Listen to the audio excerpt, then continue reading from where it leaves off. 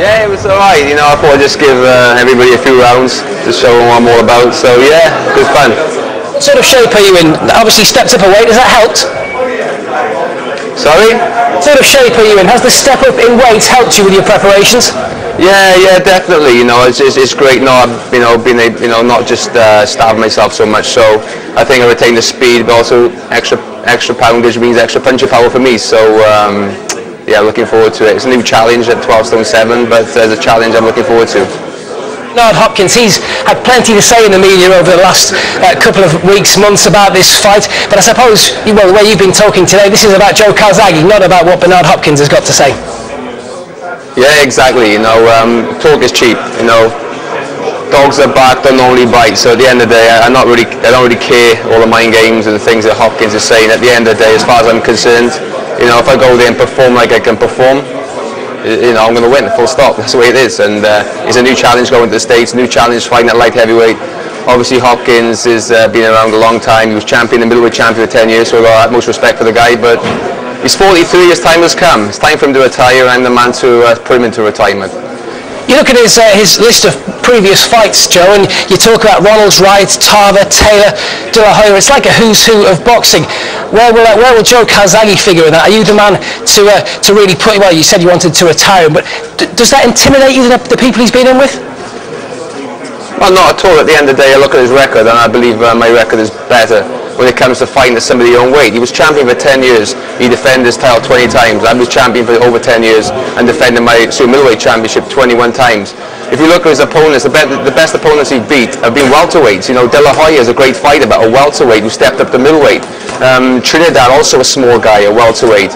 And Antonio Tarver, forget about Tarver. Tarver just came off the Rocky film. I must have lost about 4 stone, was useless when he boxed him. So hey, at the end of the day, I don't care about names or reputations. He's fighting a guy who's hungry. He's fighting somebody his own size for a change. And like I said, you know, I can't wait to get over there and show the Americans what I'm all about.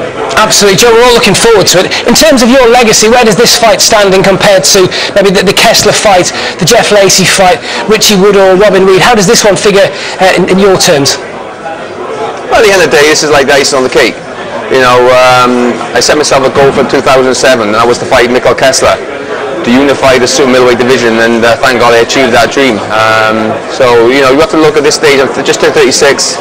I'm only interested in fighting fights that mean something, and obviously Hopkins means something. You know, going to America, you know, outside my comfort zone for the first time at a new weight, it's a challenge, and that's what I wanted to do, was challenge myself in 2008. And after I beat Hopkins, possibly one more fight, then I'm going to retire and be one of the very few fighters that manages to retire undefeated at the top, and that's my dream. Yeah, we hope so, Joe. It'll be tremendous. The viewers obviously enjoying watching you work out this morning, obviously the public there in South Wales as well. What happens now then? What happens between now and fight night? Yeah, well, basically I'm in full training at the moment, train twice, sometimes 3 times a day. Later on I'll come back for sparring. That was just a taster just now of my speed and so on. So I'm going out to Vegas on the 5th of April. Give myself 2 weeks to acclimatise and get used to the time difference and so on, which I think is plenty of time.